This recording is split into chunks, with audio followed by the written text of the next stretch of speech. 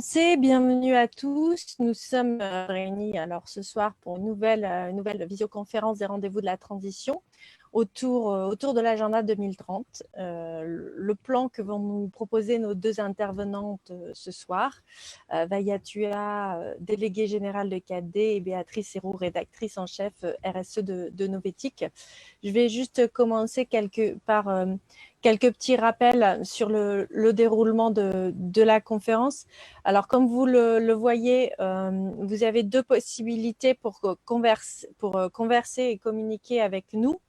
Vous avez deux petits onglets en bas. Vous en avez un qui s'appelle Q et R, qui sert à déposer les questions. Uniquement les questions, s'il vous plaît, parce que c'est plus facile pour Alain et moi après de reprendre pour les poser à nos interlocutrices.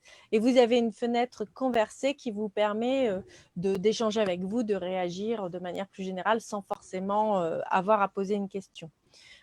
Les conférences se déroulent toujours un petit peu de la même manière. Un premier temps pour nos deux intervenantes faire leur intervention, rebondir l'une avec l'autre. Et ensuite, un deuxième temps de questions où Alain et moi reprenons les questions que vous avez déposées par écrit dans la petite boucle QR et les posons à nos deux intervenantes. Alors, on a reçu aussi quelques questions par email de gens qui ne pourront pas être là ce soir. Donc, on les prendra aussi et on les posera également pour qu'elles puissent revoir. Alors, je vous rappelle que la vidéo, on l'enregistre pour pouvoir la rediffuser sur YouTube et qu'elle est diffusée en même temps sur Facebook en live. Donc, voilà, pour des raisons de droit de l'image, on ne voit apparaître que nos panélistes et Alain et moi. Donc voilà, nous avons deux intervenantes. Vaïa, qui est déléguée générale de 4D. On a eu l'occasion de se rencontrer toutes les deux en travaillant sur la feuille de route de la France autour des objectifs de développement durable.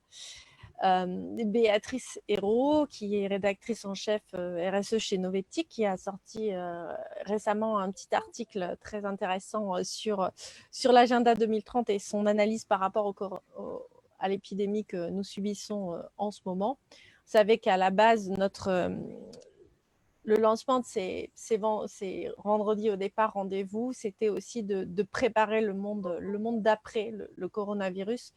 Partons du principe qu'en tout cas, cette crise révélait un certain nombre de fragilités et d'inégalités et qu'il fallait qu'on profite de ce temps un peu forcé de réflexion pour préparer autre chose et vous permettre de trouver des solutions. Donc ce soir, nous avons deux intervenantes qui vont nous présenter leurs solutions à elles. Donc je vais leur laisser la parole. Il me semble que c'est Vaïa qui commence. Exactement. Bonsoir à toutes et tous et merci Jennifer pour l'invitation, Alain aussi. Solution directement, peut-être pas, mais déjà revenir sur, j'essaie de partager mon écran, on y arrive. Revenir, puisqu'on est sur l'agenda 2030, sur le contexte dans lequel ont émergé ces objectifs de développement durable. La première fois qu'ils ont été posés sur la table, c'était pendant la préparation de la conférence Rio+20. Donc, on était en 2010-2011. À ce moment-là, c'est la Colombie, et donc c'était une proposition des pays dits du Sud dans ce processus onusien. Processus onusien, il y a tous les pays. Et souvenez-vous quand même, en décembre 2010, il y avait un marchand de fruits en Tunisie qui s'immole contre la brutalité policière. Donc aussi dénonciation des inégalités. Et à partir de là, vous voyez effectivement ces phénomènes qu'on va appeler ensuite les révolutions arabes, le printemps arabe, exploser un petit peu partout dans cette région. On est en 2011. Et là, en fait, quand vous êtes dans les couloirs onusiens, vous avez les délégations de ces pays, vous avez aussi des porte-voix de la société civile qui relatent en fait ces faits, ces phénomènes. Dans ce processus, on continue d'avancer vers donc des discussions à un moment sur l'économie verte, puisqu'il s'agissait vraiment là, dans cette période, d'arriver enfin à mettre l'économie dans le développement durable et pas le développement durable à côté de l'économie. Donc, il y avait aussi toute une discussion autour de l'économie verte dans laquelle ont beaucoup participer les syndicats et c'est pour ça aussi qu'au moment de la conférence de Rio+20, le Brésil a insisté sur des transitions justes et solidaires à l'époque. Arrive septembre 2011, on a un autre phénomène, mouvement social, qui est à New York cette fois, donc par de l'Amérique du Nord, Occupy Wall Street, donc les 1% de la planète dénoncés parce qu'ils sont plus riches que les 99% de la population. Donc, on a vraiment là, en fait, un brouhaha autour de l'élaboration et de la pensée de cet agenda qui colle au pouls de la société. On a une société à ce moment-là qui est en crise et en crise notamment parce que depuis 2008, notamment les principales industries, les pays les plus riches de la planète sont entrés dans une grande récession, une récession inédite jusqu'à présent. Et on a souvent dit qu'on le comparait au crack. Excusez-moi pour ce qui est écrit sur bon, non. Suite au crack financier et bancaire de 2008. Donc, on est aussi à ce moment-là dans une forte interrogation économique qui va intervenir après pendant tout le processus d'élaboration des objectifs de développement durable.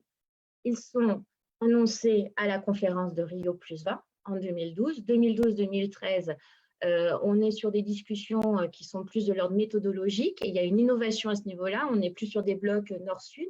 Les pays avancent par groupe de 2 ou 3, donc ça change un petit peu les rapports de force. C'est ce qui fait qu'émergent aussi des solutions un petit peu nouvelles. L'ODD sur la paix et les institutions efficaces émergent d'une consultation citoyenne avec une forte participation de la population africaine. Et un ODD comme l'ODD sur les villes et communautés durables vient aussi d'une réunion qu'on avait faite à Nantes, et on avait réuni la plupart des groupes majeurs en disant qu'est-ce qui nous réunit? Les territoires, donc au départ c'était des territoires durables. Ça a collé avec d'autres processus onusiens, UN Habitat, donc c'est devenu les villes durables.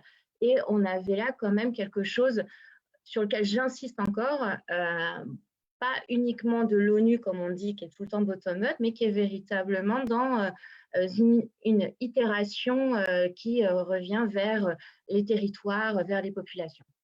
Et 2015, avant qu'il soit adopté, il y a eu la conférence d'Addis Abeba. La conférence d'Addis Abeba qui a permis à un moment de véritablement parler du financement du développement durable. Donc, parce que, comme je vous le disais, grande récession, les pays dits bailleurs ne répondaient pas à l'appel et on l'entend sur le climat, mais il n'y a pas que là que les pays en développement tapent du poing sur la table. Donc, la conférence d'Addis Abeba a été une façon de verrouiller les engagements de tous les pays, mais aussi de voir comment le privé et puis aussi des questions de propriété intellectuelle et de technologie pouvaient intervenir là-dedans. Je le dis parce que je pense que ça peut être important, effectivement, aujourd'hui, on parle de relance. Et ensuite, vous avez… Excuse-moi, Vaya, tu partages ton écran là? Parce qu'on ne voit rien. Non, on ne voit rien. Excuse-moi. Alors, je repartage mon écran. Je partage et je partage mieux. Hop, et j'arrive là. Vous n'avez trop rien loué, tout ce que j'ai dit, tenez sur cette diapo-là.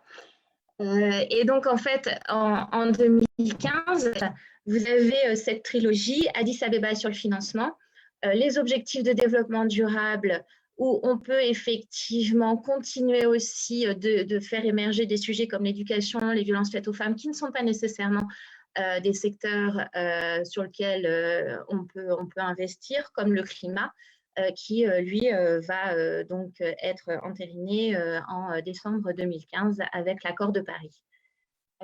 Cet historique, pour moi, il me semble important parce qu'aujourd'hui, si on veut parler des objectifs de développement durable comme étant un plan de sortie de crise, souvenons-nous qu'ils sont nés dans la crise.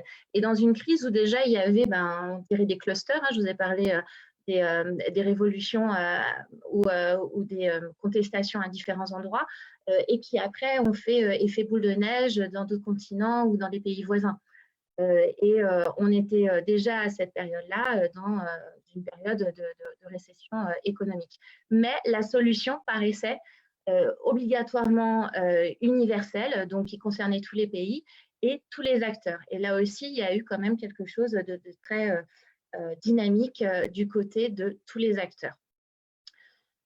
Donc, quand en septembre 2015, les objectifs de développement durable sont adoptés, ils sont effectivement au nombre de 17, après des négociations pendant 1 an et demi sur lesquelles certains sont arrivés, certains ont été retirés.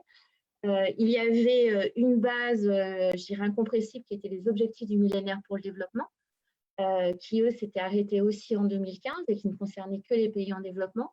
Les objectifs de développement durable concernent tous les pays. Ils font suite aussi au processus de Rio donc de 92 qui lui lançait l'agenda 21. Dans les 17 objectifs, j'aimerais attirer l'attention sur celui sur les inégalités. L'objectif sur les inégalités, à plusieurs reprises, il a été enlevé, les revenus, il a été enlevé les revenus. Donc, c'est à l'époque, le Brésil, le Danemark ont vraiment poussé pour cet objectif, tandis que la Chine et les États-Unis avaient plutôt tendance à ne pas vouloir rendre de compte sur les inégalités. Et c'est la seule enceinte internationale où on va parler des inégalités. Donc, comme le sujet est quand même très, très important, il me semble qu'il faut en tenir compte ici. Et puis surtout, ce qui était intéressant aussi, et là je pense que moi je le sens comme étant aussi une participation de la société civile, le fait que cet agenda 2030, donc qui s'appelle Transformer notre monde, disait Leaving no one behind, ne laisser personne de côté. C'est quelque chose qui a beaucoup porté le réseau ATD Quart Monde. Et ils l'ont notamment poussé parce qu'ils avaient déjà évalué les objectifs du millénaire pour le développement avec leur public, des personnes donc très vulnérables. Et pour eux, on ne peut pas transformer le monde si on laisse les personnes de côté. Voilà, ça c'était entre 2008 et 2015, un historique, un process, et il est important ce process, vous avez vu, il a presque pris 5 ans. Et les quelques fondamentaux qui font que pour la première fois, on a un plan qui embarque tous les pays dans la même direction. Je vais vous passer une succession d'images sur lesquelles je ne vais pas forcément revenir ni commenter, vous les connaissez, c'est aujourd'hui. Là, ça y est, on est retour en 2020.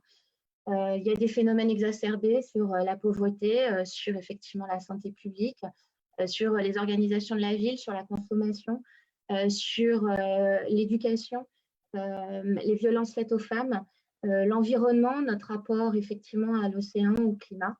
Tous ces phénomènes-là, on les voit tous les jours aujourd'hui, ils se succèdent sans qu'on trouve trop comment les raconter dans une histoire un peu compréhensible. Tout ce qu'on sait, c'est que ça touche tout le monde. On a quand même la moitié de la population aujourd'hui qui vit la même chose. C'est la première fois que la moitié de la population vit la même chose au même moment. Donc, comment est-ce qu'on arrive à comprendre ça? Moi, quand je mets les lunettes des ODD, hein, c'est facile, c'est aussi la roue des ODD, ça me semble assez évident d'arriver à comprendre ce qui se passe aujourd'hui. On a une crise systémique, et à une crise systémique, il faut comprendre les interactions. Et quand vous avez les ODD, en les manipulant, on arrive à un moment à voir à quel défi on a affaire. Et j'insiste sur la crise systémique aujourd'hui parce qu'il me semble qu'on la vit pleinement, qu'on a un outil qui s'appelle l'agenda 2030 avec une grille de lecture, une roue systémique ou des lunettes comme je me suis amusée à vous les montrer, qui peuvent à un moment nous montrer les interactions et peut-être être le début d'une piste aujourd'hui pour des solutions. Crise systémique, réponse systémique. Cependant, si on part de là où on est, nous, on se dit qu'on a un plan et on reviendra après dans le détail dessus. Je fais juste l'introduction. Dans le cadre actuel, très peu de personnes connaissent ces objectifs de développement durable. Très peu de personnes. On avait fait un sondage les 2 dernières années. Donc, CADE avait fait un sondage avec WCF et l'IFOP. 7 à 8% des Français connaissent exactement ce que sont les objectifs de développement durable. Par contre, ce qui est intéressant, c'est de voir que dans leurs préoccupations, vous aviez la santé, Vous aviez la paix et la justice et la confiance dans des institutions efficaces. Comme quoi, je continue à penser que les objectifs de développement durable, quand on veut utiliser ces lunettes-là, ça nous raconte quand même quelque chose sur la société actuelle. Et aujourd'hui, quand on avait posé la question de savoir quels étaient les acteurs pour les Français qui étaient importants dans la mise en œuvre des objectifs de développement durable, les réponses qui nous avaient été faites, c'était les entreprises à 88%, les collectivités, donc l'importance des territoires à 85%, l'État, je le cherche, le gouvernement, voilà, à 84%, pas très loin derrière, les citoyens à 80%, enfin, vous les voyez un petit peu, mais qu'est-ce que ça nous raconte? C'est vraiment une co-construction. Et c'est vraiment aujourd'hui l'enseignement des objectifs de développement durable, que ce soit dans le process d'élaboration ou dans les dernières recommandations qui ont été faites, c'était sur les alliances. Donc là, j'ai plutôt passé maintenant la parole à Béatrice, après cette présentation générale des ODD. Merci Vaya, bonjour à tous et merci Jennifer et Alain de m'avoir invité à partager autour notamment effectivement de la façon dont les acteurs économiques, entreprises et investisseurs se sont emparés des ODD. Donc Vaya, tu as montré qu'il y avait une attente forte d'implication des entreprises et il faut voir aussi, c'est assez intéressant de voir qu'en France en tout cas, ce sont les acteurs qui s'en sont saisis quasiment le plus vite et peut-être le plus fort jusqu'à présent. Alors moi aussi, je vais essayer de partager mon écran. Alors, j'espère que c'est bon. Alors, c'est de les faire passer. Oups.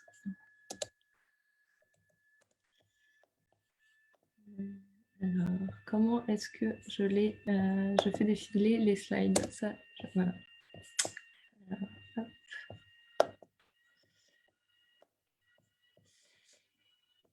donc, alors, pardon, j'essaye de revenir au début. Bon, ça marche pas. Alors là.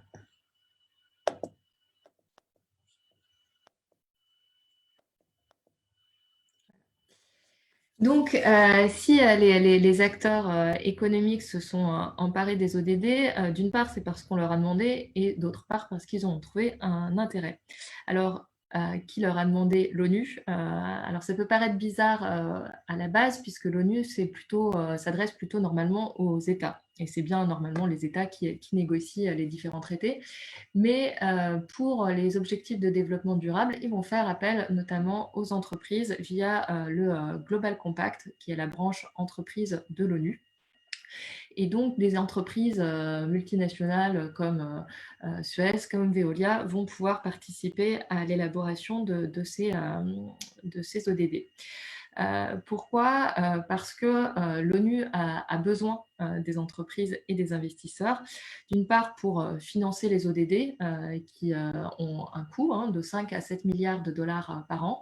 C'est pas forcément énorme, mais à titre de comparaison, les États, pour la crise du Covid, ont mis sur la table quelques 8 milliards de dollars, 8 000 milliards de dollars depuis le début de la crise. Et ces investissements, s'ils sont nécessaires, ils sont encore insuffisants, notamment de la part des États les plus riches vers les pays les plus pauvres pour la réalisation de ces ODD. Donc ça, c'est un premier intérêt de l'ONU d'aller chercher les entreprises et les investisseurs. Et puis, c'est aussi la vision holistique du développement durable, comme l'a montré Paya tout à l'heure. L'idée, c'est vraiment qu'il n'y aura pas de développement durable s'il n'y a pas d'environnement sain, de population en bonne santé, bien éduquée, qui a accès à l'éducation, à l'accès à l'énergie, une énergie propre, à un logement décent, etc. Mais aussi à une économie prospère, mais qui fait attention à sa population et à son environnement. Donc, l'idée, c'est vraiment qu'on qui est une collaboration de tous les acteurs, comme on l'a rappelé tout à l'heure. J'aime bien ce gâteau de mariage parce qu'il est peut-être plus explicite sur l'imbrication des différents ODD et de leurs différentes dimensions par rapport au schéma classique où on voit les ODD un peu en rang d'oignon, qui n'est pas toujours forcément évidente pour comprendre l'implication des différentes sphères. Alors, il faut être honnête, les ODD ne vont pas tout de suite séduire les entreprises. D'abord, elles vont être focalisées par le climat, qui se négocie en parallèle des ODD et qui ont une médiatisation beaucoup plus forte. C'est notamment le cas en France, où se déroule la COP21, et du fait de l'accord de Paris qui réussit aussi à obtenir un consensus des 196 États sur le climat. Voilà, les entreprises, les investisseurs vont être focalisés sur ces négociations. Mais en 2016, on commence déjà à voir apparaître les petits pictos des ODD, très colorés, très sympa dans une communication d'entreprise. On va les voir apparaître dans la communication RSE de ces grandes entreprises. Donc la communication RSE, c'est des rapports où les entreprises vont mettre en avant leurs actions de réduction de l'impact environnemental, de l'impact sur les populations autochtones ou leurs actions de mécénat. Il y a un tel engouement qu'aujourd'hui, à peu près 3/4 des grandes entreprises mondiales, partout dans le monde, utilisent ces ODD dans leur communication RSE. Donc ça, c'est une source d'un cabinet de conseil international, PwC. Pour les investisseurs, on a un petit peu moins de données, mais on a fait une enquête l'année dernière avec Novetic pour voir comment les investisseurs institutionnels européens, donc les assureurs, les banques de développement, les fonds de réserve, utilisaient les ODD. Et on a vu que la moitié mentionnait ces ODD dans leur reporting. Alors pourquoi D'une part parce qu'on leur a demandé, mais aussi parce qu'ils y ont trouvé un intérêt à la fois pour répondre aux nouvelles attentes que les consommateurs, que les gouvernements et autres parties prenantes vont placer en eux. Aujourd'hui, on demande aux entreprises non seulement de réduire leurs impacts négatifs, que ce soit sur l'environnement ou sur les populations, mais aussi de montrer comment elles contribuent au bien commun. Comment elles contribuent à la lutte contre le changement climatique, comment elles contribuent à développer l'emploi sur un territoire. Et les ODD vont permettre aux entreprises de communiquer sur leur contribution à ces différentes thématiques. Et puis, elles vont aussi y voir un intérêt business, tout simplement. Il y a des opportunités qui sont liées aux objectifs de développement durable. Elles ont été chiffrées à 12 000 milliards de dollars par an, ça fait beaucoup. C'est un chiffre qui est tiré d'un rapport qui a été réalisé en 2017. Ça date un peu, mais il fait toujours référence parce qu'il a été établi notamment par une commission qui réunit des anciens chefs d'État, des grands patrons, type le patron d'Unilever, le patron d'Edelman, etc. Et cette commission va établir que dans quelques domaines clés, comme le logement, les transports, l'énergie, l'alimentation ou la santé, le changement de modèle, par exemple dans l'agriculture, avec une agriculture urbaine, plus durable, etc., va entraîner des opportunités pour les entreprises. Et puis, on va voir aussi que les investisseurs sont de plus en plus regardants quand ils mettent de l'argent dans les entreprises. Ils vont utiliser des critères dits ESG, donc environnementaux, sociaux et de gouvernance, pour mieux placer leur argent. Donc, c'est des critères qui vont aller en plus des critères financiers. Et certains investisseurs, notamment poussés par certaines agences de notation, vont utiliser la grille des ODD. Alors, pour l'instant, ce n'est pas parfait, mais en tout cas, on voit de plus en plus ces investisseurs responsables, plus les investisseurs à impact qui sont un cran au-dessus de l'investisseur responsable, utiliser la grille et des ODD pour investir dans des fonds dits à impact où elles vont distinguer les entreprises qui contribuent aux ODD. C'est loin d'être une niche, une minuscule niche. On voit que même des géants comme BlackRock, qui est le plus grand gestionnaire d'actifs au monde, a mis en place un fonds d'impact. C'est en tout cas ce qu'il a annoncé il y a quelques jours. Donc à voir ce que ça donne, mais en tout cas, il s'y intéresse. Alors, quelles sont les contributions concrètes des entreprises sur les ODD? Je ne vais pas les détailler parce que je pense que le temps tourne, mais on pourra y revenir tout à l'heure si vous voulez. Ça peut être des actions sur les processus de production, par exemple sur la mise en place d'une économie circulaire, la réduction des ressources, le recyclage, etc. Ça peut être aussi la création de produits destinés à répondre à certains ODD. C'est par exemple la lutte contre la faim. Par exemple, c'est Danone qui va créer des biscuits hyper protéinés et assez peu chers pour les pays en développement, pour accéder de façon plus simple à une énergie propre, etc. Et puis, donc, on l'a vu, des investissements qui peuvent être conditionnés à la contribution aux ODD. Donc, ça va pouvoir se faire par des fonds d'impact, ça va pouvoir se faire aussi par des prêts bancaires qui peuvent être indexés sur des critères environnementaux ou sociaux. Et puis, ça va pouvoir se faire aussi par des émissions de dette par des entreprises qui vont être conditionnées aussi à la réussite des objectifs de développement durable. Alors ça, c'est le côté positif. Il faut aussi être nuancé dans la pratique des entreprises et des investisseurs concernant les objectifs de développement durable. Pour l'instant, ils sont quand même beaucoup utilisés dans la communication et la communication RSE. Donc, déjà assez peu dans la communication globale des entreprises. Et puis surtout, elles vont être très peu intégrées dans leur stratégie. C'est-à-dire que les entreprises, pour l'instant, vont d'abord prendre leurs activités ou les actions qu'elles peuvent mener en matière de responsabilité sociétale, et puis elles vont voir à quoi ça peut correspondre par rapport aux ODD.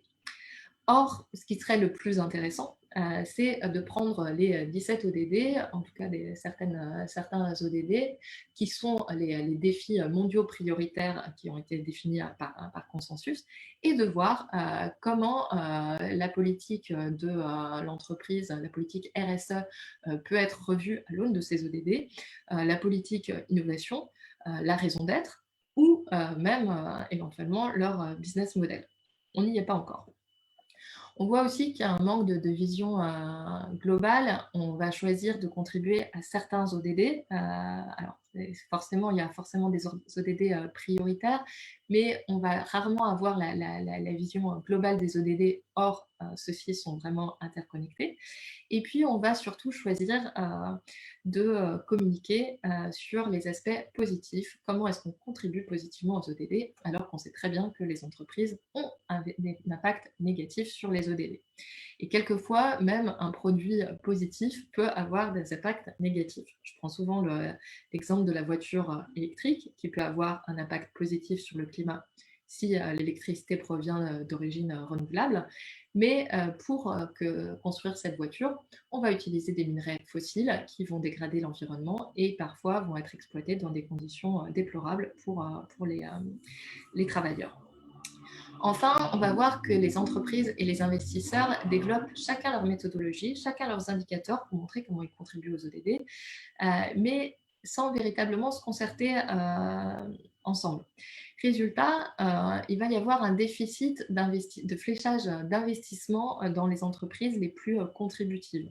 En gros, les investisseurs disent ne pas avoir les informations les plus pertinentes pour savoir dans quelles entreprises investir plus spécifiquement dans la contribution aux ODD. Et résultat, il peut y avoir un risque d'ODD washing.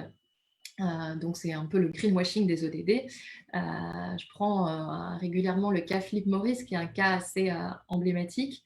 Philip Morris, c'est un des plus grands fabricants de tabac au monde qui affirme contribuer aux 17 ODD, dont l'ODD sur la santé, en vendant des cigarettes électroniques. Ces cigarettes, dit-il, vont permettre aux fumeurs de quitter la cigarette. Donc, c'est plutôt positif.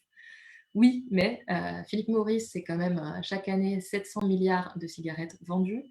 Le tabac tue 8 millions de personnes chaque année dans le monde. Et la plupart des fumeurs sont situés dans les pays en développement. Et enfin, un mégot, c'est 500 000 litres d'eau polluée. Et les cigarettes sont parmi les principales polluants des océans. Donc, ça ne veut pas dire qu'il faut jeter le bébé avec l'eau du bain. Le fait que les entreprises contribuent aux ODD est extrêmement positif, mais ça veut dire aussi qu'il va falloir exercer une vigilance pour que les entreprises et les investisseurs n'utilisent pas les ODD à mauvais escient et ne fassent pas de l'ODD washing.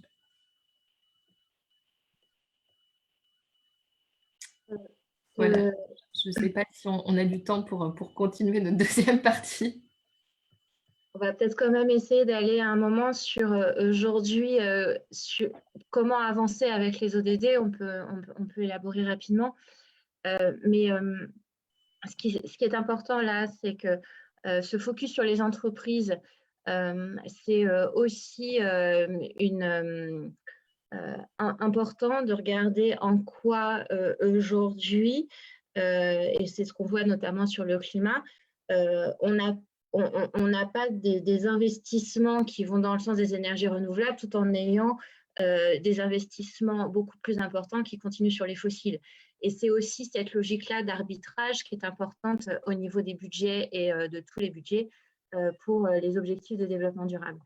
Quand je dis tous les budgets, aujourd'hui, il n'y a pas particulièrement de budget national en France aligné sur les objectifs de développement durable.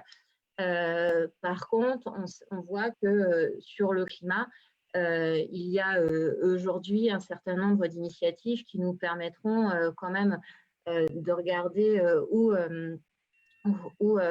les moyens de la mise en œuvre vont. Et c'est sur quoi je souhaitais insister, c'est le fait d'embarquer tout le monde sur les objectifs de développement durable. Le je fais, tu fais, nous faisons est assez facile, mais est essentiel.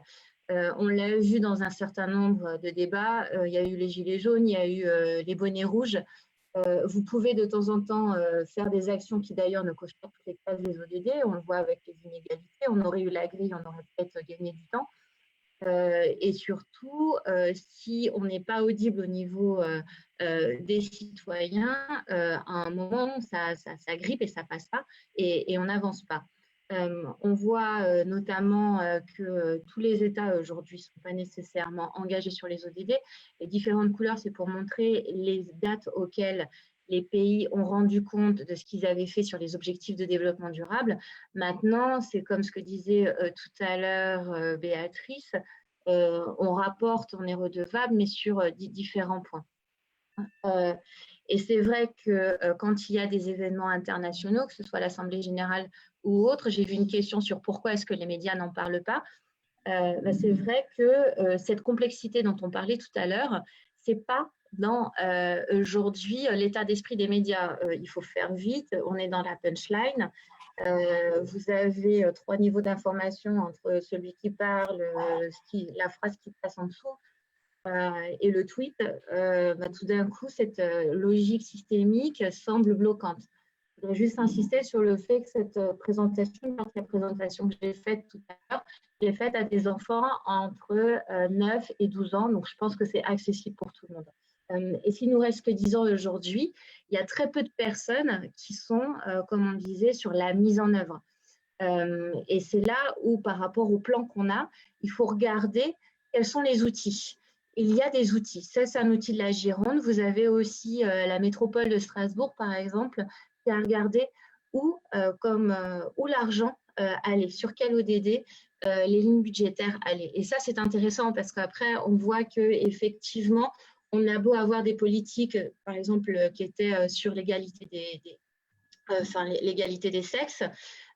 Au niveau budgétaire, c'était un tout petit budget de fonctionnement. Et à ce moment-là, on peut éventuellement se dire que si on ne se donne pas les moyens, on peut afficher, mais il y a à un moment un déséquilibre entre l'intention et l'action. Donc, après, effectivement, comme disait Béatrice, on n'a peut-être pas beaucoup de temps. Je vais donc aller vite sur des choses aujourd'hui. Les objectifs de développement durable ont été adoptés il y a 5 ans. Donc, il faut se dire qu'il y a eu 5 ans d'essais et de tests. On a vu sur les entreprises, et en 4 ans, il y a quand même eu une évolution dans l'appropriation et la prise en main. Au niveau des collectivités, c'est pareil, toutes ne sont pas dessus, mais il y a quand même des collectivités aujourd'hui qui se mettent dans des stratégies d'impact avec les ODD et qui reviennent à l'essence des ODD, qui sont la transformation. Et là, on a quelque chose qui est quand même assez intéressant, c'est-à-dire qu'on n'est pas en train de cocher. Certains disent on ne fait pas le bingo des ODD, j'ai pris le rouge, j'ai pris le jaune, j'ai pris le vert. Non, on regarde où se passent les arbitrages et peut-être qu'en regardant dans les interrelations, et c'est la même chose qu'on peut faire avec la RSE, on arrive à un moment à sortir du schéma habituel. Aujourd'hui, on parle de c'est quoi le monde d'après. Le monde d'après peut être le monde de demain un tout petit peu mieux. On continue de mettre des rustines, ça ne changera rien. La crise systémique, peut-être par un autre effet, pourra de nouveau arriver. On nous promettait une crise financière dans les 2 prochaines années. D'une certaine façon, elle n'est pas loin de pointer le bout de son nez. Et c'est là, en fait, où par rapport aux logiques aujourd'hui de mise en œuvre, il y a des outils. Il y a des outils. Donc, on a une boussole, on peut faire le diagnostic avec différents outils et on est en mesure aujourd'hui d'utiliser les ODD aussi dans des logiques de résilience.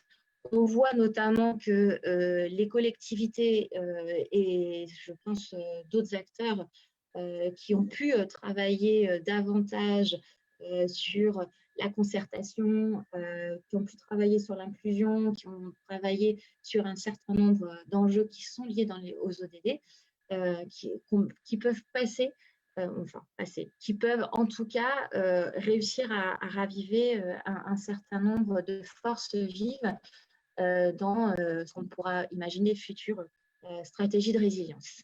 Et moi, ce sur quoi aussi je voulais insister, on est bien dans un moment psychologiquement difficile et ça, on le prend rarement en compte. Et le facteur humain aujourd'hui qui fait qu'on sait mais qu'on n'y va pas, qui fait qu'on sait qu'on a pu se priver pendant 1 mois et demi, mais la première chose qu'on veut aller faire quand on sort de chez nous, c'est peut-être la queue pour aller dans des magasins. Tout simplement, on ne nous projette pas, on ne nous dit pas que ça peut faire plaisir d'aller sur les ODD. On ne le fait pas dans un climat de paix et les choses ne sont pas toujours pragmatiques. Mais comme je le disais, on sait le faire. Donc maintenant, on a tous ces outils. Et tous ces outils, par rapport à la crise actuelle, sont quand même très utiles pour pouvoir commencer. Je ne dis pas que ça se fera demain, on nous disait il y a 10 ans, alors peut-être qu'on n'a pas encore, il ne faut pas y aller de façon, je dirais, arithmétique. Hein. Il faut peut-être faire cette accélération dès maintenant pour savoir si on a encore 10 ans. Mais on voit que ce que nous disaient les scientifiques sur les objectifs de développement durable, c'est que le climat, on est près des seuils d'alerte, la biodiversité aussi, les inégalités, la consommation et la production durable. Ce sont 4 objectifs sur lesquels il y a eu des régressions depuis l'adoption des objectifs de développement durable. Et ça aussi, ça nous raconte quelque chose par rapport à la résilience vers laquelle on voulait aller.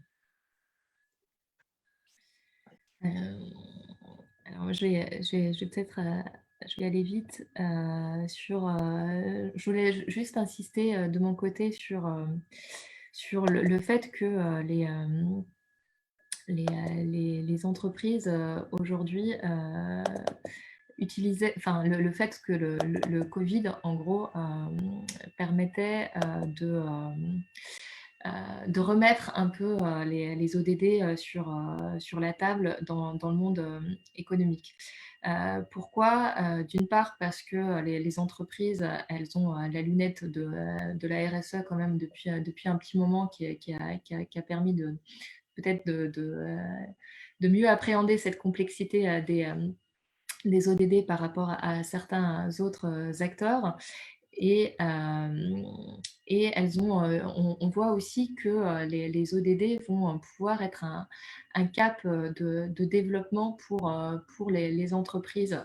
D'une part parce qu'on voit pendant la crise du Covid que ce sont les entreprises les plus vertueuses, entre guillemets, celles qui ont les meilleures notes environnementales, sociales, de gouvernance, celles qui ont une utilité sociale supérieure aux autres, qui s'en sortent le mieux, soit qui sont plus résistance par rapport à la chute des marchés, soit qui surperforment. Et ce qui nous pousse à penser que l'utilité sociale et la prise en compte des besoins planétaires pourraient être quelque part la future license to operate, donc c'est-à-dire l'autorisation d'exploitation pour les entreprises dans le futur. Un des premiers pas, quelque part, c'est le fait que certains pays vont conditionner les aides d'État au respect de critères sociaux, fiscaux et environnementaux à différentes échelles, on est d'accord. Donc c'est ce qui a fait dire aussi à des entreprises et des grands patrons, dont l'ancien PDG d'Unilever, Paul Polman, que les ODD étaient le meilleur business plan du monde.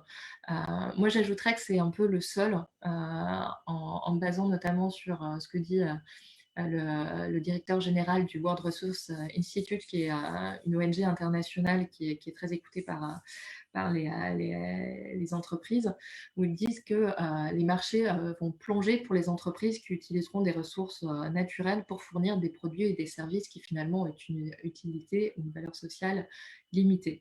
Et c'est vraiment ce qu'on voit avec la crise du Covid.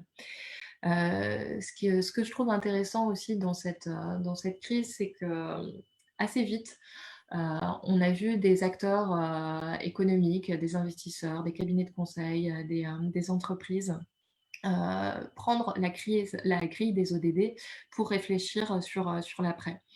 Là, je vous ai mis le travail qui est en cours, hein, d'une agence de communication et de conseil qui s'appelle Parangone, qui a travaillé avec différents types d'acteurs, associations, entreprises, etc., pour voir, en fonction de différents ODD, quelles pourraient être les actions à prendre pour un futur meilleur.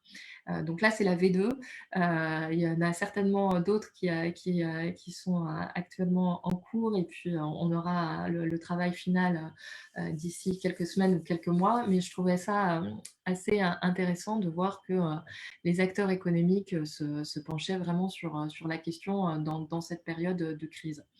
Ce qu'on voit aussi, c'est que ces acteurs, ces entreprises et ces investisseurs demandent à ce que chacun des acteurs joue leur rôle, et notamment à l'État, qui a fait une feuille de route pour fixer le cap l'année dernière, mais qui a déçu quelque part les acteurs économiques qui voudraient un cap beaucoup plus clair, plus chiffré, avec des trajectoires avec des ODD prioritaires, etc., dans lesquels elles pourraient s'inscrire.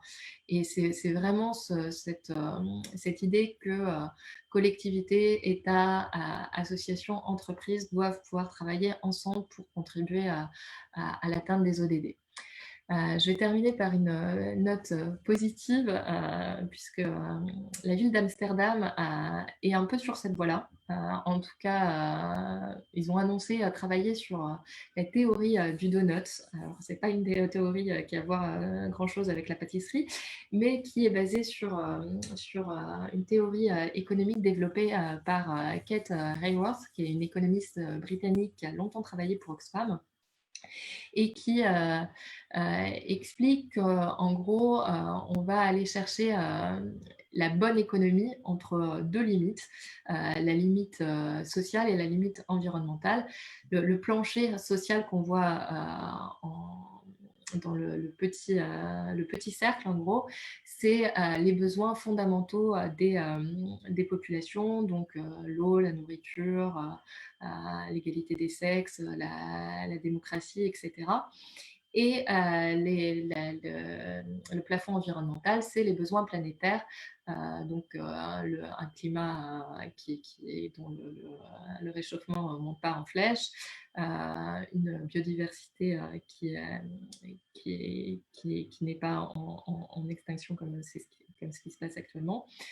Et donc, cette vision, elle est très liée aux objectifs de développement durable. Elle demande que la ville, que les entreprises, que les associations, que les collectivités locales travaillent ensemble pour construire un meilleur système de traitement des déchets, des logements plus abordables et plus durables, ou pour mieux travailler sur le recyclage. Et donc ça, c'est vraiment, à mon avis, une vision qui pourrait être intéressante, notamment à développer en France, mais c'est une théorie que pour l'instant, je n'ai pas beaucoup entendu porter par les acteurs français, notamment étatiques. On peut voir aussi que l'État, en gros, aujourd'hui, n'a pas vraiment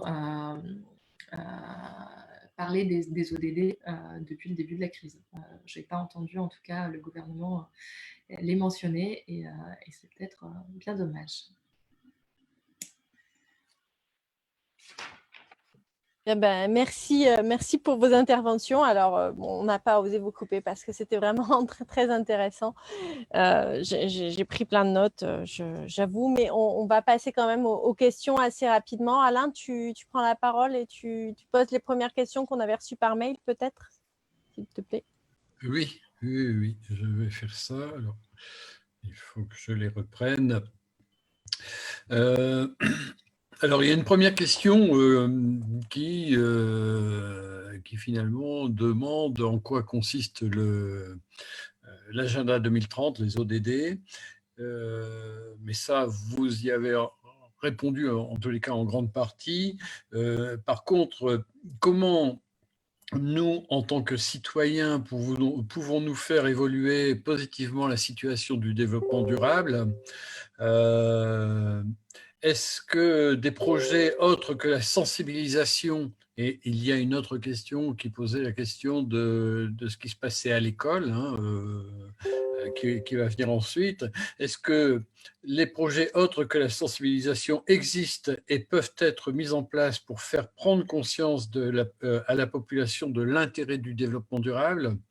Enfin, la France et les autres pays du globe ont-ils mis en place des projets, des lois, des mesures pour diminuer la pollution ? Ça rejoint en partie, en tous les cas, la problématique du développement durable au travers de l'environnement. Voilà une série de questions que nous avons reçues en attendant la préparation de cette réunion. Et voilà des questions auxquelles vous pouvez répondre. L'une et l'autre, bien évidemment. Tu veux commencer ? Sur les politiques climatiques ou environnementales prises, oui,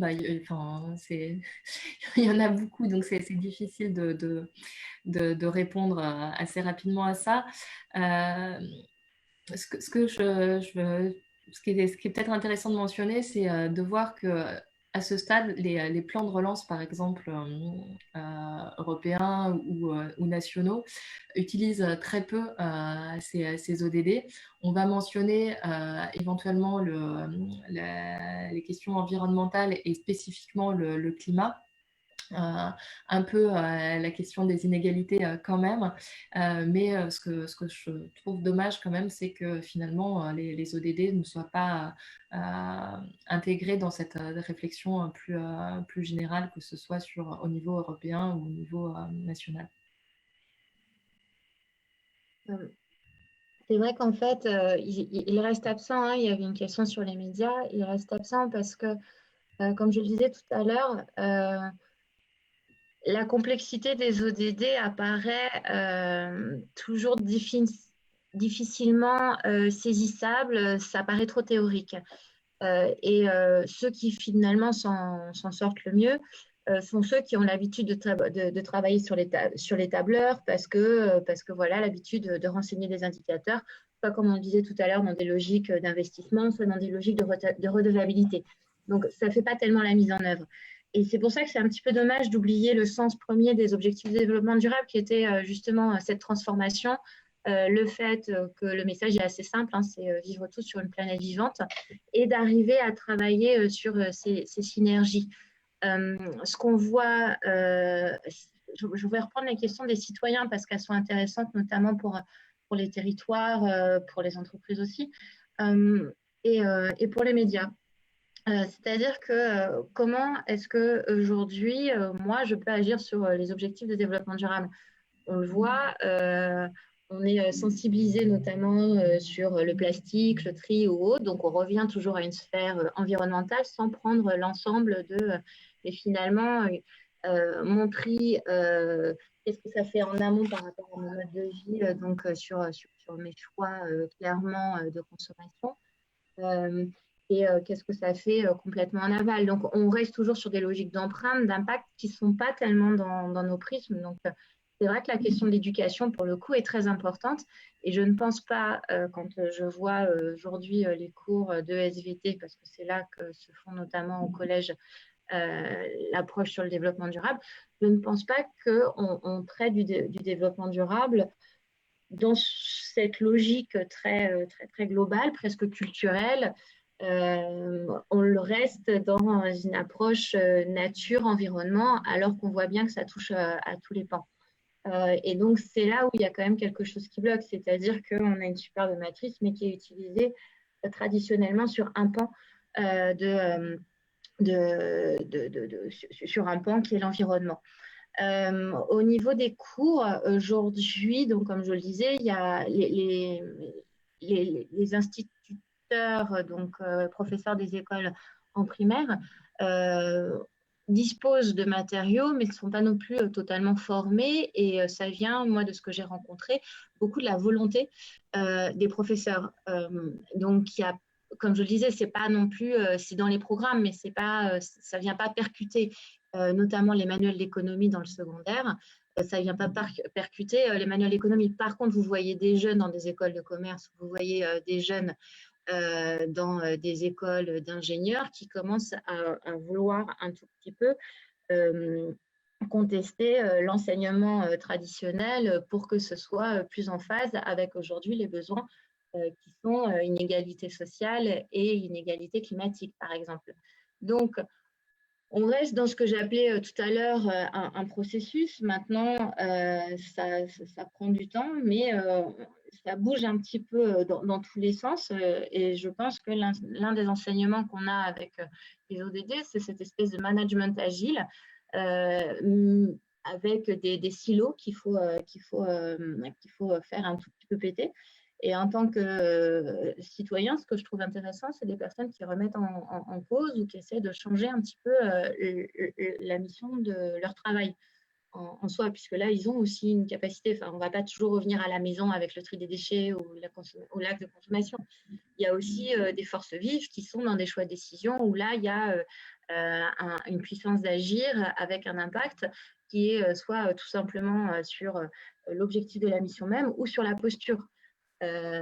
Comme on le disait, faire la concertation avec des parties prenantes, on peut dire d'accord, je prends et puis je regarde ce que j'en fais, ou on peut véritablement travailler avec. Et vous avez vu notamment avec les masques, des filières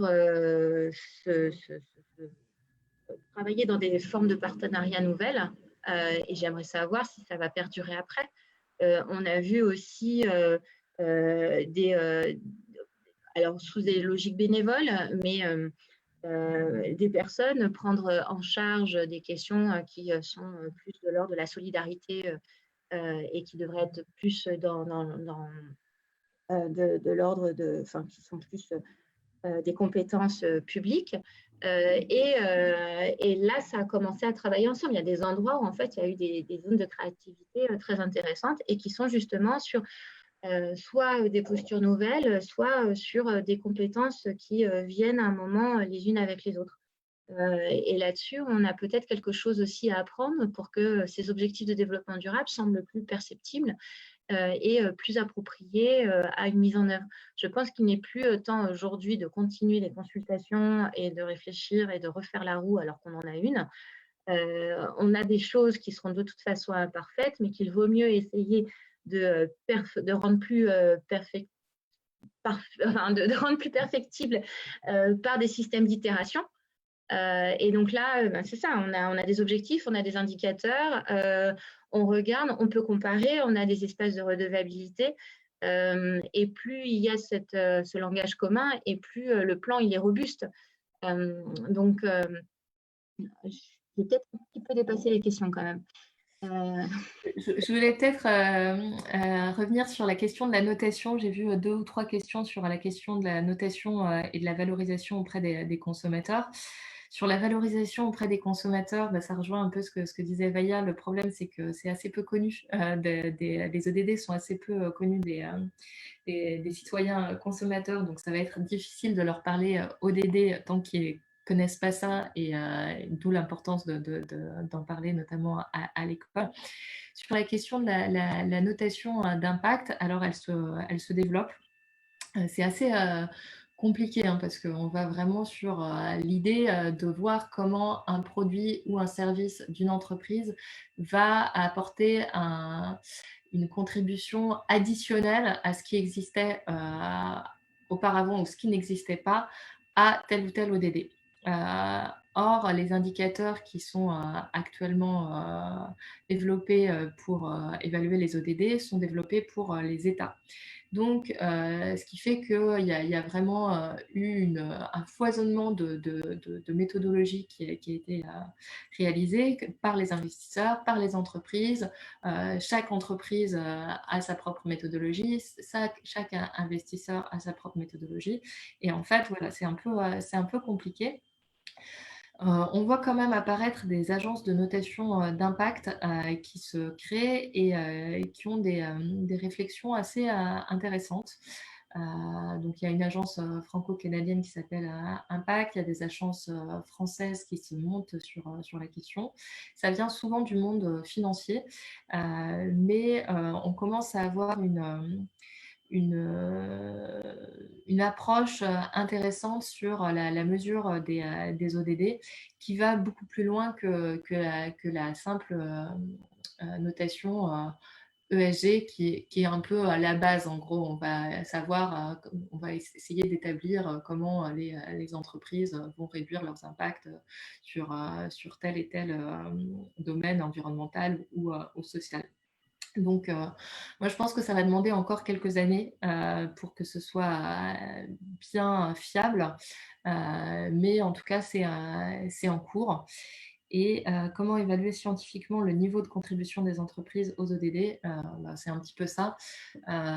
Seulement, c'est particulièrement ardu. On voit qu'il y a une initiative au niveau du changement climatique qui s'appelle Science-Based Targets, qui regroupe des scientifiques, des ONG, des entreprises, pour permettre de voir comment les contributions climatiques des États s'intègrent ou pas dans une trajectoire 2 degrés, voire 1,5 degré de réchauffement par rapport à la fin du siècle par rapport à l'ère pré-industrielle. Donc ça commence à être assez robuste. On commence à travailler sur la biodiversité. C'est déjà un peu plus compliqué parce qu'il y a beaucoup plus d'interactions, beaucoup plus de thématiques à ajouter. Et l'idée de rajouter 17 thématiques sociales, environnementales, démocratiques, économiques dans un indicateur scientifique, pour l'instant, on n'y est pas encore. Voilà.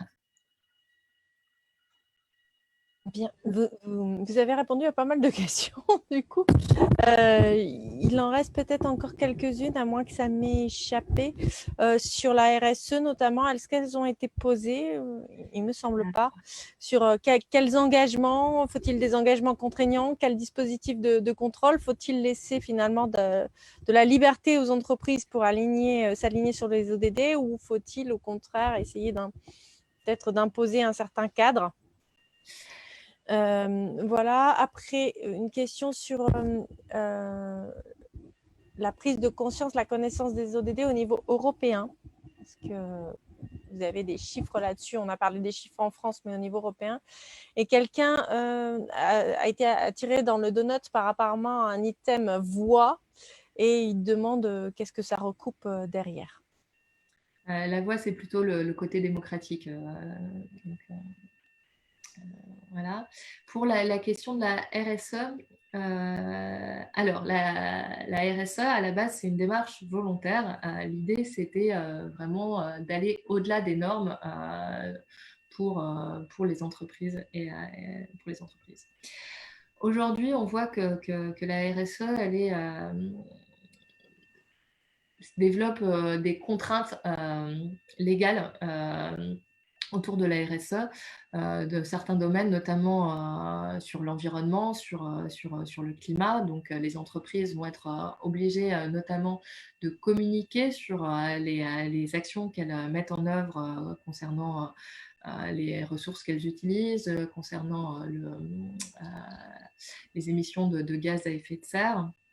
On a aussi l'exemple d'une loi française qui commence à essaimer un peu en Europe, peut-être au niveau européen, au niveau mondial, qui est le devoir de vigilance, où les entreprises sont contraintes les grandes entreprises, les grands donneurs d'ordre, en gros, sont contraints de cartographier leurs fournisseurs sur l'ensemble de leur chaîne d'approvisionnement, donc partout dans le monde, et de prévenir les risques à la fois environnementaux, mais aussi humains. Donc, par exemple, concernant le travail forcé, le travail des enfants, le salaire décent, etc. On voit toute l'importance de cette législation et de cette contrainte, notamment dans le cadre de la crise du Covid, où on a vu des chaînes d'approvisionnement être totalement arrêtées.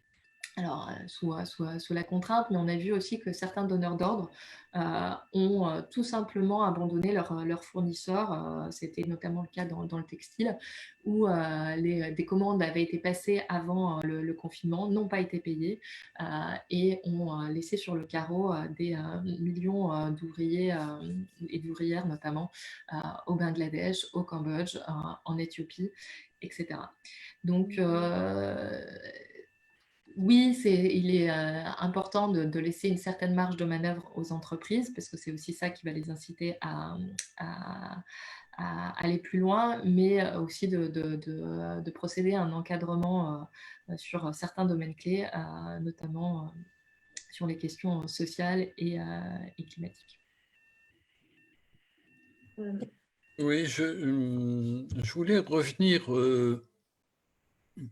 Peut-être Maya avait une réponse à apporter, complément de réponse à apporter. Non, non. Je voulais revenir sur la question précédente et les réponses qui sont apportées, notamment en ce qui concerne l'évaluation scientifique des ODD. Il existe pourtant les critères d'évaluation de l'INSEE pour la France. Il existe les critères de l'ONU, il existe les critères au niveau européen également, et finalement, on arrive tout de même à pouvoir mesurer finalement l'impact de ce que les États peuvent faire. Au niveau des entreprises, ça se passe comment? Comment les entreprises vont répondre à l'ensemble des cibles qui ont été édictées par tous ces organismes, et finalement, est-ce que cela vient s'ajouter à ce que les États rendent lorsqu'ils font leur mémoire de restitution chaque année, ou est-ce que c'est pris un peu au hasard? Est-ce que tout cela se met dans un beau mélange dont effectivement, scientifiquement, on a un peu de mal à goupiller tout ça, quoi? Alors, les indicateurs, effectivement, qui ont été définis par l'ONU et qui ont été déclinés nationalement sont destinés aux États. Et c'est vrai que c'est le problème pour les entreprises, c'est qu'il va être difficile de contribuer à beaucoup, de façon très précise, à beaucoup de cibles ODD. Parce que d'une part, ça va être difficile de voir comment leurs produits, leurs services contribuent effectivement et de façon additionnelle à ces différents objectifs. Résultat, à ce stade, elles vont beaucoup prendre les indicateurs qu'elles ont déjà, notamment pour rendre compte de la réduction de leurs impacts environnementaux ou sociaux. Donc, on leur demande depuis 2011 en France, non, depuis 2001, beaucoup d'indicateurs sur les émissions de gaz à effet de serre, sur le recyclage, sur la parité en entreprise, sur différents types d'indicateurs. Et jusqu'à présent, en fait, elles ont pris ces indicateurs et elles ont vu comment est-ce qu'ils pouvaient répondre aux différents ODD. Mais effectivement, ça ne matche pas complètement. Et c'est ça qui est justement en construction. Et c'est ça aussi qu'elle demande au niveau national, c'est-à-dire que l'idée, ce serait que l'État puisse définir des grandes priorités et que les entreprises insèrent leur action au sein de ces grandes trajectoires, en fait. Et pour compléter sur les indicateurs, c'est plus des indicateurs d'État que des indicateurs d'impact. Et c'est aussi là-dessus qu'il faut travailler. Et c'est aussi, même au niveau des États, des discussions qui sont engagées au niveau de la commission de l'INSEE, qui est la CNIS, pour pouvoir, je dirais, être plus dans une logique transformatrice des objectifs de développement durable et pas sur je continue d'avancer sur mon ODD. Et c'est bien, en fait, ce que disaient aussi les scientifiques des objectifs de développement durable. Il y a un moment, on ne regarde pas les interrelations, mais qu'on continue de regarder que les boîtes, ça ne marche pas. Et c'est là-dessus où il y a un changement de posture très important. Vous avez le GSDR qui dit qu'il y a 6 entrées de transformation. Vous avez la feuille de route qui, pareil, arrive sur 6 entrées. PAD, on a travaillé sur 6 leviers de changement justement au niveau des modes de vie, parce qu'en fait, certains vont être motivés par la solidarité, certains vont pouvoir commencer à rentrer par leur alimentation, d'autres par l'énergie, le climat, leur maison. On n'est pas uniforme, on a tous, même les entreprises n'ont pas vocation à l'intérêt général. Et donc elles ne feront pas tous les ODD. Ce qu'il faut, c'est qu'on aille vers une durabilité forte qui fasse que même en faisant un ODD, je n'annihile pas les bons résultats ou je ne vais pas contre d'autres ODD. Et c'est, je pense aussi, ce qui est important, si on n'arrive pas à se mettre tous d'accord sur les indicateurs, au moins qu'on se mette d'accord sur ce sens de la durabilité forte. Et je pense que c'est plus le moment de rediscuter si on fait une petite durabilité, une grande durabilité ou autre. Ça fait 30 ans qu'on en parle. Et la différence, en fait, avec un cadre contraint et un cadre volontaire, la plupart du temps, les cadres volontaires, c'est bien, et ça devient contraint quand on n'a plus le choix. Ou ça devient contraint quand éthiquement, et c'était le cas en 2015 sur le climat, on se disait, mais on ne peut pas continuer de prendre des feuilles de route. Donc, il y a eu des questions sur l'Europe. Le Green Deal, là, et la relance verte peuvent être une opportunité. Jusqu'à présent, avant cet épisode, les citoyens européens n'étaient pas forcément beaucoup plus sensibilisés aux objectifs de développement durable que les Français.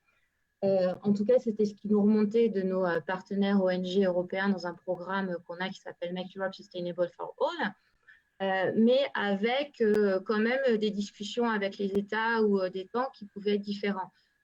Vous avez notamment en Allemagne beaucoup d'informations aussi, mais je crois de médiatisation. C'est surtout les médias qui se sont saisis des ODD.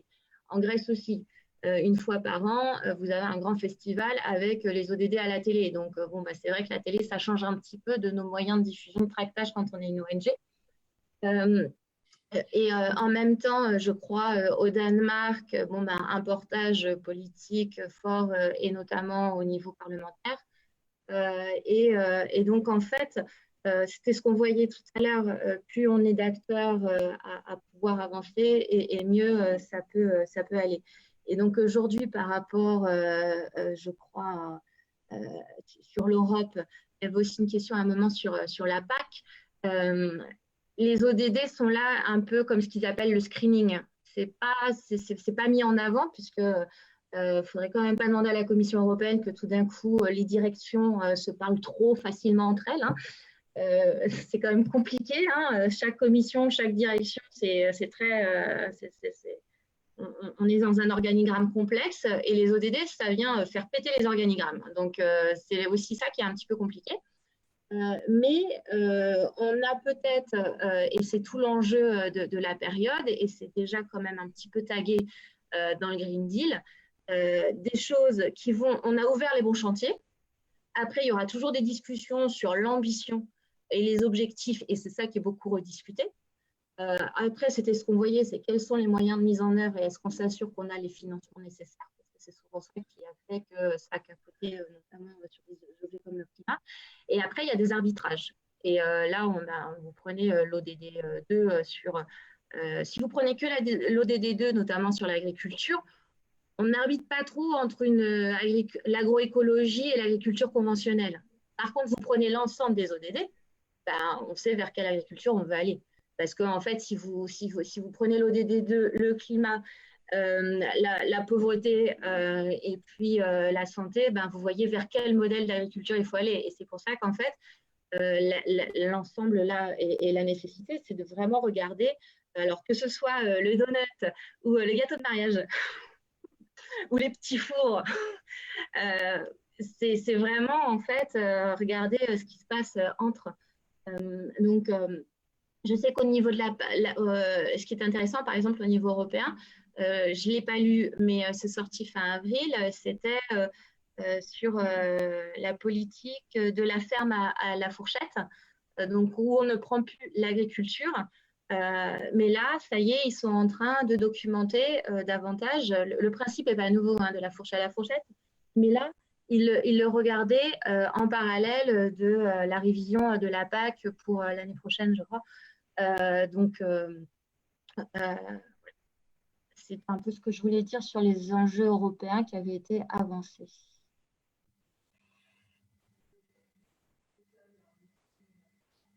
Écoutez, je pense qu'on a fait le tour à peu près des questions qui ont été assez nombreuses. On a un petit peu débordé aussi. En tout cas, j'espère que vous avez eu un éclairage voilà, à la fois sur l'agenda 2030 et en quoi pour nous ça constitue un plan encore plus qu'avant, un plan important à la sortie de la crise du coronavirus. Voilà, toutes les visioconférences qu'on organise depuis des semaines vont dans ce sens, construisent petit à petit notre plan d'ensemble, sont des pierres à l'édifice. Là, très clairement, on a la vision globale avec les ODD. La semaine prochaine, on aura une visioconférence le 19, mardi, avec à la fois Brice Lalonde, qui est l'ancien ministre de l'Environnement et ancien ambassadeur des négociations climat, et Bettina Laville, qui est conseillère d'État honoraire et présidente fondatrice du comité 21, qui nous diront on commence par où. Voilà, on a notre plan, on sait le jour d'après par où on commence. Donc mardi prochain à 18h. Et puis après la prochaine visioconférence, on en a comme ça jusqu'au mois de juillet. Hein. La prochaine, ça sera sur l'agriculture justement, puisqu'on vient de parler de la PAC. Donc cette vidéo, elle sera en ligne assez rapidement sur ma chaîne YouTube si vous voulez la revoir. Elle est visible tout de suite sur Facebook puisqu'on a organisé un Facebook Live. On continue à rédiger nos petits cahiers de la transition qui seront disponibles sur mon site internet. Et puis, merci encore beaucoup à Béatrice et à Vaya pour leur exposé, leur force de conviction. Et j'espère qu'aujourd'hui, les personnes qui sont venues et qui ne connaissaient pas forcément les objectifs de développement durable et l'agenda de 2030 sont un peu plus convaincues comme nous que c'est la clé et la bonne solution pour l'avenir. Merci à tous.